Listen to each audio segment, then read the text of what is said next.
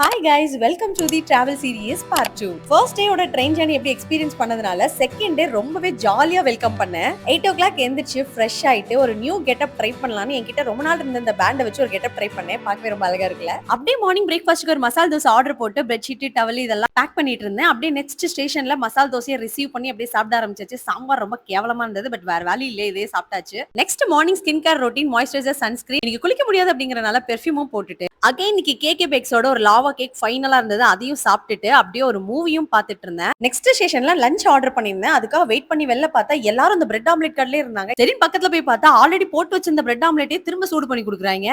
இந்த ட்ரெயின் ஜர்னிலே நான் சாப்பிட்ட சூப்பரான சாப்பாடுனா இந்த லஞ்ச் தான். எல்லாமே ஹோல்சமான நார்த் இந்தியன் ஃபுட்ல அவ்வளோ டேஸ்டா இருந்தது. லஞ்ச் முடிச்சதுமே ரொம்ப ஹாப்பி ஆயிடுச்சு. பேக் பண்ண ஆரம்பிச்சிட்டேன். ஏன்னா 6:30க்கு வந்து டெல்லி ரீச் ஆயிடும். இந்த ட்ரிப்போட ஸ்பெஷலே பாத்தீங்கன்னா பாப்பாக்கு நான் வர்றதே தெரியாது. சோ அவ எப்படி சர்ப்ரைஸ் பண்ண போறோம், அவ என்ன ரியாக்ஷன் கொடுக்க போறான்னு ரொம்ப எக்ஸைட்மெண்டா இருந்தது. கரெக்டா 6:30க்கு ரீச் ஆயிட்டு நம்மள மாம்ஸ் பிக்கப் பண்ணி போற வழியில ஒரு பர்கர் சாப்பிட்டுட்டு அடுத்து ஒரு 1 hour மெட்ரோல டிராவல் பண்ணி அடுத்து ஒரு ஆட்டோ பிடிச்சி வீட்டுக்கு போனா என் பொண்ணு எங்க இருக்கா? ஏ அத்தை குடுமி யாரியா?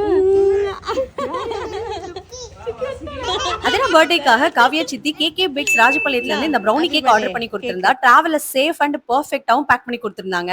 தேங்க்ஸ்க்கா, நானும் ஹாப்பி, பாப்பாவும் ஹாப்பி. நெக்ஸ்ட் டெல்லி சீரிஸ்ல மீட் பண்ணலாம். Bye by.